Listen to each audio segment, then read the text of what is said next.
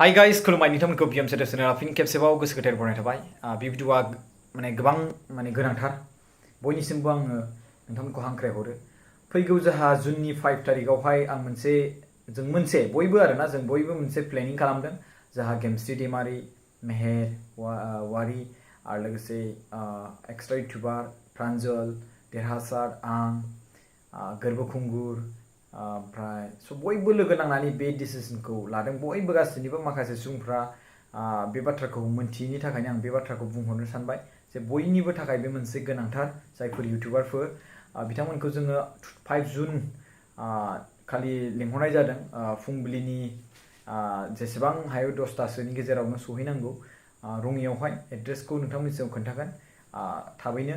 आरो लोगोसे बेयावहाय जों गोबां खौसेथिनि डिसकासन रायलायगोन, डेभेलपनि सायावहाय रायलायगोन, इडुकेसननि सायाव रायज्लायगोन आरो लोगोसे बेवहाय जोङो इउटुबारनि सायाव रायज्लायगोन। ओमफ्राय बेयाव जोंहा मानि थाखाय मिट खालामदों बेवहाय जे जोंनि जे कन्ट्रोभार्सि जालायनाय बेखौ बोरै स्टप खालामनांगोन बेखौ बिनि सायाव रायज्लायगोन, जों बिनि सायाव डिसकासन लागोन। जों सोरबा सुबुंखौ मदद खालामनोबा जों खौसेथिसो मदद खालामनो हायो। जों बेखौ जों बोरै खौसेथि लानानै जों मदद खालामनो हायो बेखौ जों बिनि सायाव रायज्लायगोन। बेनिखायनो फिसा फिनलु जेसेबांखिनि इउटुबार दं बिथांमोनाबो फैनानै एटेन्ड खालामफैनो हागोन। आरो बिथांमोना जायफोर एटेन्ड खालामनो गोसो जादों बिथांमोननि थाखाय आं बेखौ मोनसे बुंगोन जे नोंथांमोना गावसिनि चेनेलनि स्क्रिनशट खालामनानै नाम आरो डिटेल्स हरनानै आंनो नैबे 7740039057 हर स्क्रिनशट हरदो। ओमफ्राय बिनि गेजेराव जायफोर इउटुबार जानो लुबैदों आरो लोगोसे बिथांमोनहा जागासिनो दं, भिडिअ बानायगासिनो दङ, खमावबो 20टा 40टासोनि भिडिअ, गावनि पार्सनेलि भिडिअ। बिथांमोनखौ आं हांख्रायहरो जाहाथे बिथांमोनहा फैनो हागोन आरो लोगोसे बिथांमोनहा गावसिनि इउटुबनि चेनेलनि नाम आरो लोगोसे गावनि बिगोमानि नाम आरो नाम्बार बेखौ हरनानै होबानो जाबाय आरो माब्ला समावहाय जइन जादों बेफोरबायदि लिरनानै गासिबो डिटेल्स हरजोबनो हागोन। नोंथाङा आरो बारा हरबावनो हायोब्ला बे नोंथांमोननि सायावहाय चेनेला बेसेबां साबस्क्राइबार आरो बेबायदि आरोना। बेयाव स्पेसियेलि जोङो बयखौबो हांख्रायहरो। जोंहा गहपुरनिफ्राय नार्जारी कर्नार आरो लोगोसे दैमु आरो लोगोसे जोंहा एनिथिं एमजे जेम्स आरो लोगोसे जोंहा उदालगुरिनि जा लेजेन्ड आरो लोगोसे जा गोरबोखुंगुर, एन्टारटेनमेन्ट वर्ल्ड, इंलिश मेकारमोन आरो लोगोसे बिबयस आरो लोगोसे जोंहा गुटका मास्टार आरो लोगोसे गोबां जेसेबांखिनि दङ प्रेसमितामोन आरो जेनिया सोरबा गोदान दायो इउटुबार एट प्रेजेन्ट बिराद पपुलार जादों नङा होमबा। ओमफ्राय जोंहा गोबां दङ ASB बड' आरो लोगोसे बड' इनफ' बेफोरबायदि आरोना। मुंखौ मख'जोबनो हायाखै बिनि थाखाय निमाहा बिनाय थाबाय। बे बिनियावहाय आं बुंगोन गासिबो अल बड' इउटुबार मिन्स गासिबो फिसा फिनलुबाबो आं बिथांमोनखौ लिंहरनाय जादों।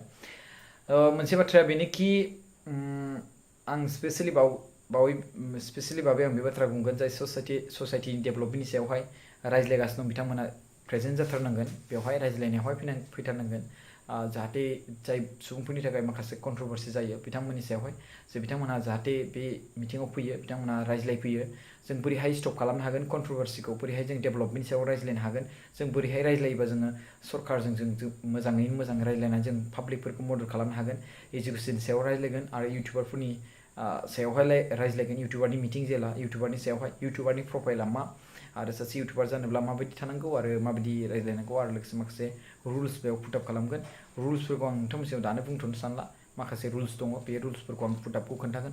नाथाय बे डेम'क्रेसि कान्ट्रि, बे भारत हादरा डेम'क्रेसि बयहाबो बुंनो हानाय मोन्थाय दङ। नाथाय माखासे बेवहाय रुल्स थागोन, बे रुल्सखौ जोङो बयनिबो लाइफखौ जों बाइन्डिं खालामा बा खाया।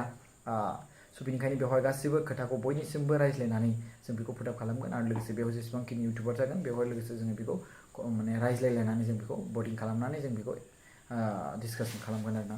बे रङियाव जागोन 5 जुनावहाय। नोंथांमोनखौ आं हांख्रायहरो गासैखौबो आरो लोगोसे नोंथांमोनहा जुदि उनावहाय फैयोब्ला बे जानाय नङा, जास्ट आंनिसिम सफैनांगोन लिस्टआ। मानो होनबा जानाय लोंनायनिबो माखासे प्रबन्ध खालामगोन, बेवहाय प्रभाइड खालामगोन। जायफोर फुङावनो फैयो मायो ओंखाम उखैनाय मानाय जायोना, बिथांमोना सोरनोबा इउटुबारफोरनाव फैसा गैया जायो मायो। बेनिखायनो फैनायनि बाथ्राफोरखौ आं बेखौनो बुंगोन, नोंथांमोना फैदो।